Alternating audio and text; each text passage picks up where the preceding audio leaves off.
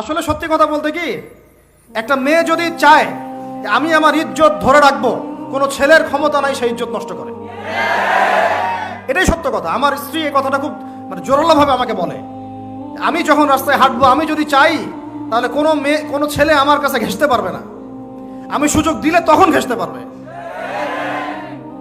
একটা মেয়ে যদি চায় যে একটা ছেলে আমার সাথে ইটিস পিটিস করুক, সে ছেলে করবেই করবে। একটা মেয়ে যদি চায় যে একটা ছেলে আমার পর্যন্ত আসতে পারবে না, আমি আমার ব্যক্তিত্ব গায়রত বজায় রাখবো, আমি ডিস্টেন্স মেনটেন করবো, আমি কোনো সুযোগ দিব না, ছেলে সুযোগ পাবে না কখনো। এত সহজ না। সর্বোচ্চ তখন কি করতে পারে, ধরে 10 জন মিলে ধরে ওকে জোর করে তার সাথে কিছু করতে পারে। ওরকম কিছু করলে তো আল্লাহর গজব নেমে আসবে। ওই যে সারা আলাইহিস সালামকে তুলে নিয়ে গিয়েছিলেন একটা বাদশা, মনে নেই আপনাদের? সারা আলাইহিস সালামকে একটা বাদশা এরকম উঠাই নিয়ে আসছে। আর সারা আলাইহিস সালাম সবচেয়ে সুন্দরী মেয়েদের একজন ছিলেন পৃথিবীর ইতিহাসে, ইব্রাহিম আলাইহিস সালামের স্ত্রী। তখন তিনি হাত বাড়াচ্ছে তার দিকে ধরার জন্য। আর সারা আলাইহিস সালাম তখন বলছে, দাঁড়ান, আমাকে 2 রাকাত নামাজ পড়তে দেন। 2 রাকাত নামাজ পড়ে তিনি আল্লাহর কাছে হাত তুলে বলেন, আল্লাহ, তুমি জানো আমি আমার সতীত্ব, আমার ইজ্জত, আমার সম্মান আমার স্বামী ছাড়া আর কারোর সামনে কখনো প্রদর্শন করি নাই। আজকে এই জালেমের হাত থেকে আল্লাহ তুমি আমাকে বাঁচাও। ওইদিকে ইব্রাহিম আলাইহিস সালামও নামাজে দাঁড়িয়ে গেছেন। ওই জালেম বাদশা যখনই হাত বাড়ায়, হাত অবশ হয়ে যায়, মাথা ঘুরে পড়ে যায়। 3বার 4বার চেষ্টা করেছে, তারপর পারে নাই। শেষে বলেছে, তোমরা আমার কাছে কাকে নিয়ে আসছো, নিয়ে যাও আমার সামনে থেকে। পরে উল্টা হাজারা আলাইহিস সালামকে হাদিয়া সহ দিয়ে পাঠিয়ে দিছে। একটা মেয়ে চাইলে তার ইজ্জত সম্মান এভাবে রক্ষা করতে পারে। তোমরা জেনায় ছেলেরা লিপ্ত করেছে কারণ তোমরা চেয়েছো বলেই করতে পারছো। তুমি ফিতনা না ছড়াতা, তুমি বেহায়ের মতো বাইরে বের না হতা, তুমি তোমার চুল খোলা না রাখতা, তুমি তোমার পোশাক ঠিক রাখতা, তোমার কথা ঠিক রাখতা, তোমার কথার মধ্যে শক্তি রাখতা, মিষ্টি মিষ্টি প্রলোভন দিতা না, বাইকের পিছনে বসতা না, চটপটি ফুচকা খাইতা না, এখানে ওখানে আড্ডা মারতা না, কোনো ছেলে তোমার কাছে আসতে পারতো না। তোমরা এই কাজ করেছো, ছেলে আসতে পেরেছে। আপনারা তো কিছু হইলে ছেলেদেরকেই দোষ দেন। ছেলেরা তো এমনি আকর্ষিত হবেই। আমি একজন ছেলে হিসেবে বলতেছি এটা না তো বিষয়টা।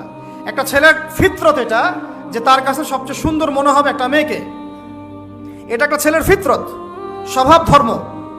এটা চুম্বকের মতো আকর্ষণ করবে।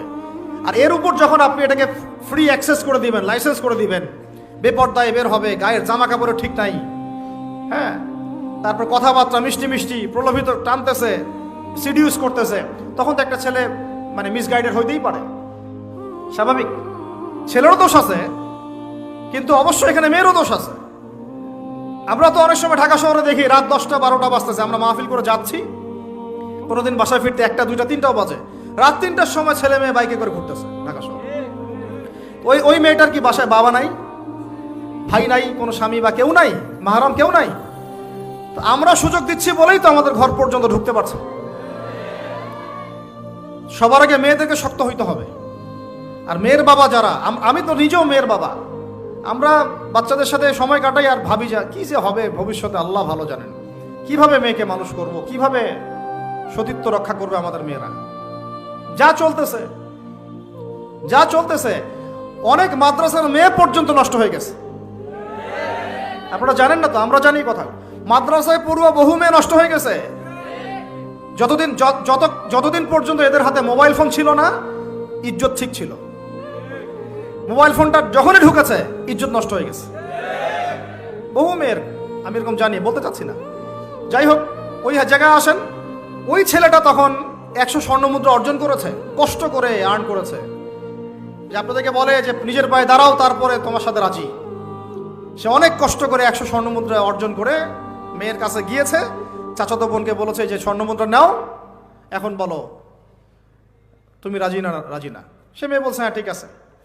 তো এখন দুজনের মধ্যে যা হওয়ার তাই হচ্ছে। অ্যাডাল্ট আপনারা সবাই বুঝেন। কিন্তু এখন মূল যে কাজটা, স্বামী স্ত্রীর যে মূল মিলন, এই মিলনটা করার জন্যে সেই ছেলেটা বসছে। হাদিসের মধ্যে আসছে এভাবে, 2 পায়ের মাঝখানে বসে পড়ছে ছেলেটা, এখনই জাস্ট শুরু করবে। তখন ওই মেয়েটা বলে উঠছে যে হে আল্লাহর বান্দা, আল্লাহকে ভয় করো।